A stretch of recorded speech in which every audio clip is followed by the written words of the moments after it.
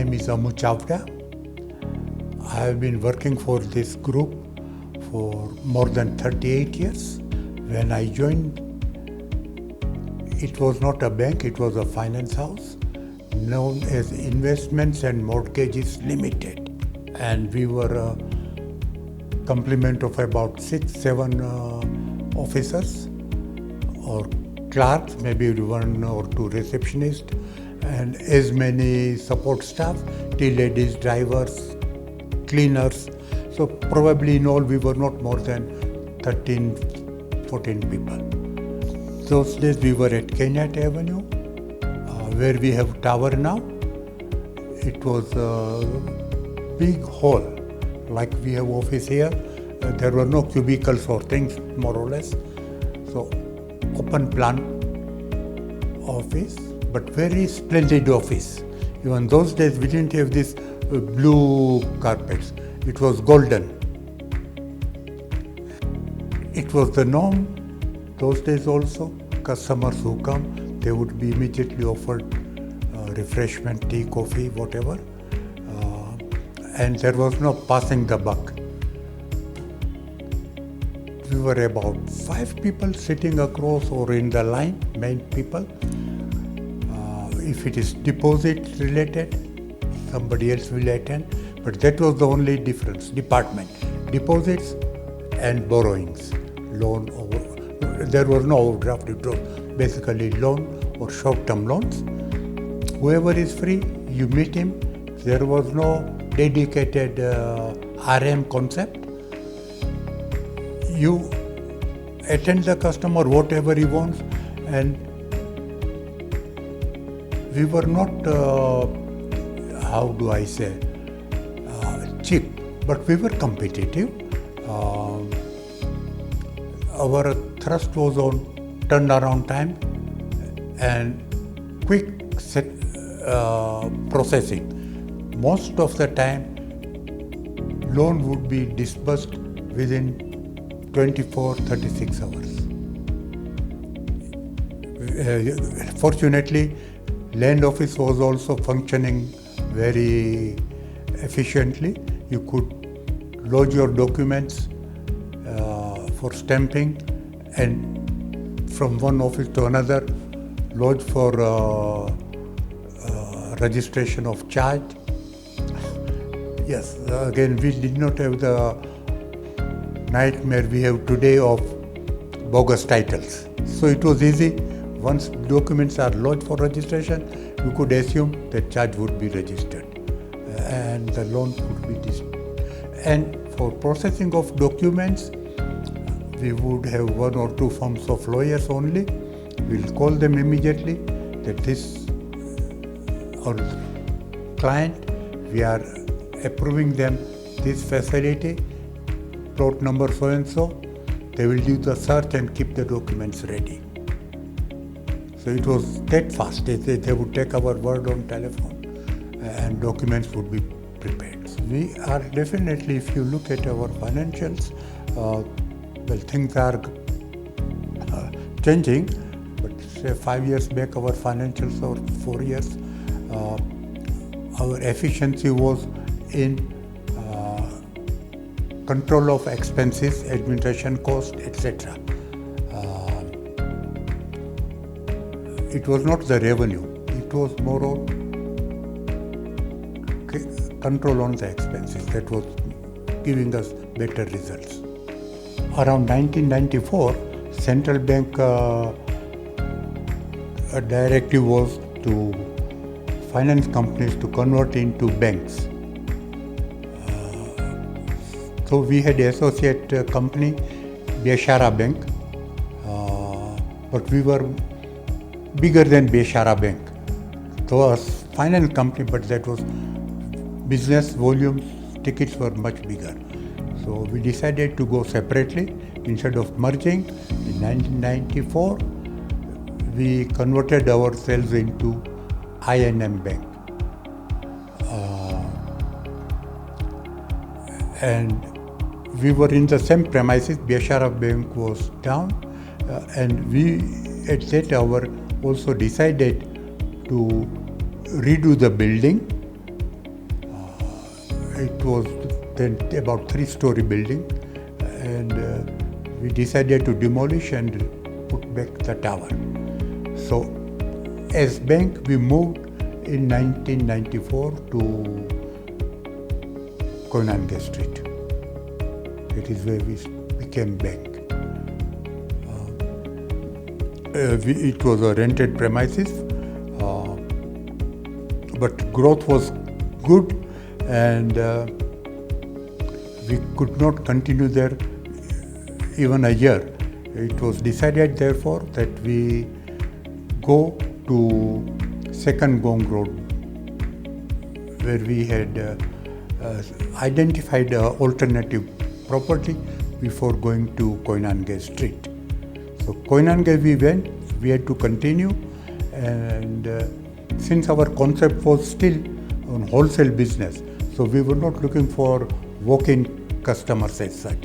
So we went to Second Gong Avenue. Those days there were not many banks on that side of the city,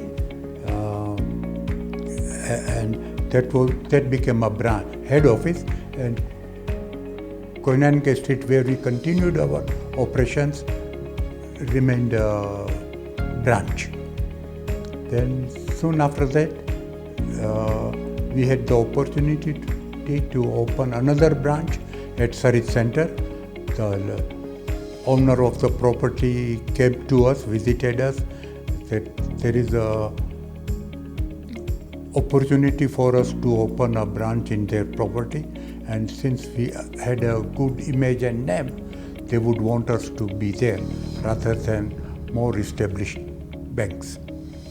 We took that opportunity, and that was our third branch. And thereafter we decided to merge Beshara and I&M.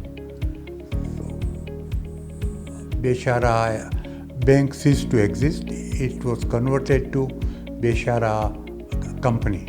And we continue to progress. Our overnight network of branches increased. For example, Beshara had a branch in Mombasa, branch in Kisumu, which we did not have. So we got ready branches, but still our business volumes were bigger. I have a reputation. When we became the bank, I was the first CEO. Prior to that, CEO was one Mr. P.R.R. Rao, but then we were not a bank, we were a finance company. And I have the dubious records. I was one of the youngest branch manager in any bank in Nairobi or Kenya for that matter. I became branch manager at the age of 30. And now I think I hold another record. There is no other banker as old as I am. So I am not old, but number of years I have put on, yes. Yes, so I have that both ends record. And I have seen lot of changes in banking style operations. Banks were not in the insurance business, for example. We have broadened our reach, and we have become competitive. We are like any, how do I say, street bank branch, and also our